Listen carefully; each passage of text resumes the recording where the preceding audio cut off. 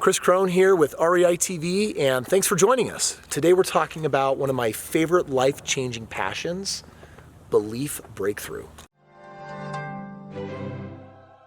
Have you ever looked at children's artwork? You know, the one where they draw a stick picture of you and them, and they give you this beautiful gift, and that picture is their best concept and representation of who you are.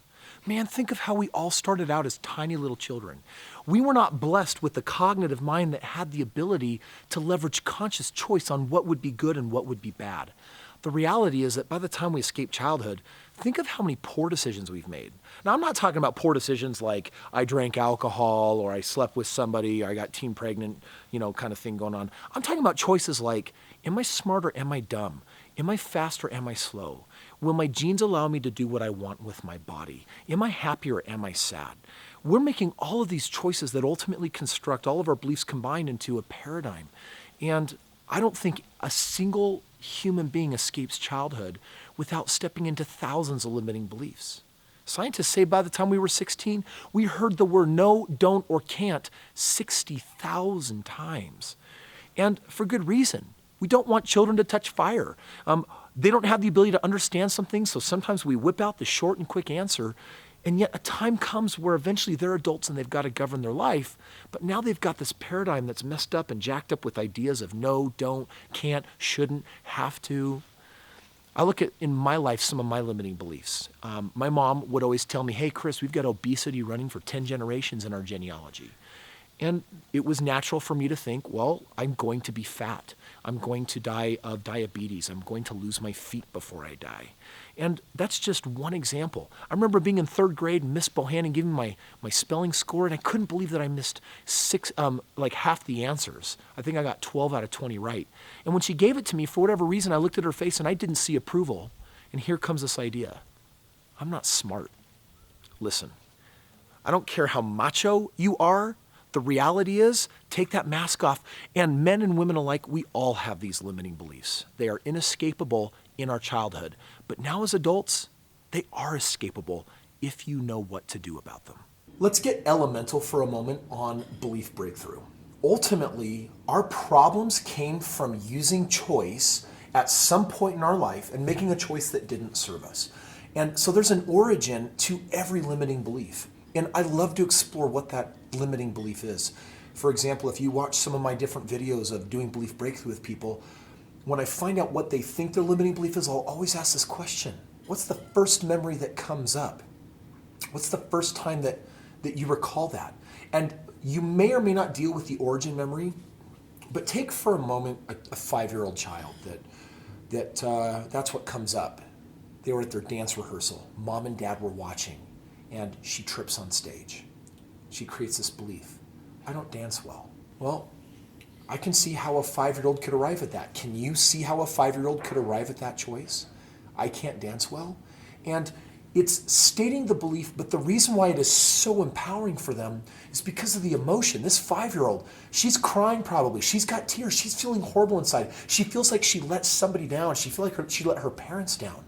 And in those moments of limiting beliefs, we can frankly state whatever we want to believe. But in that moment, for us, that becomes a part of our reality. That becomes what we create into our future. Well, we cannot change the past, but we can change our interpretation of the past.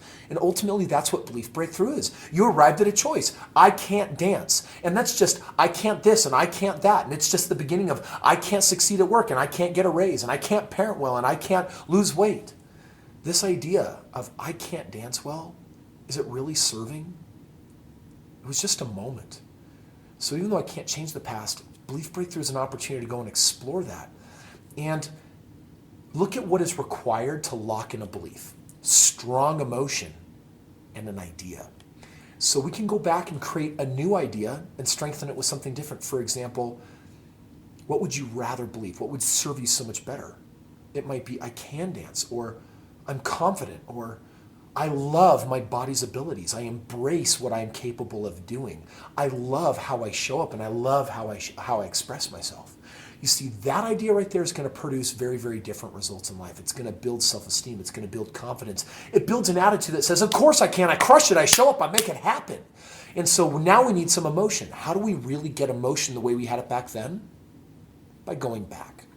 When I'm doing breakthrough with somebody, we're going to go back to that 5-year-old moment that's still crying over tripping on stage, internalizing it with this idea, I can't dance.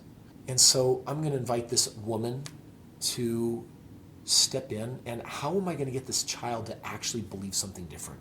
She needs an advocate, a supporter, someone that she believes in. And I'll ask her, who would you like to deliver the new message?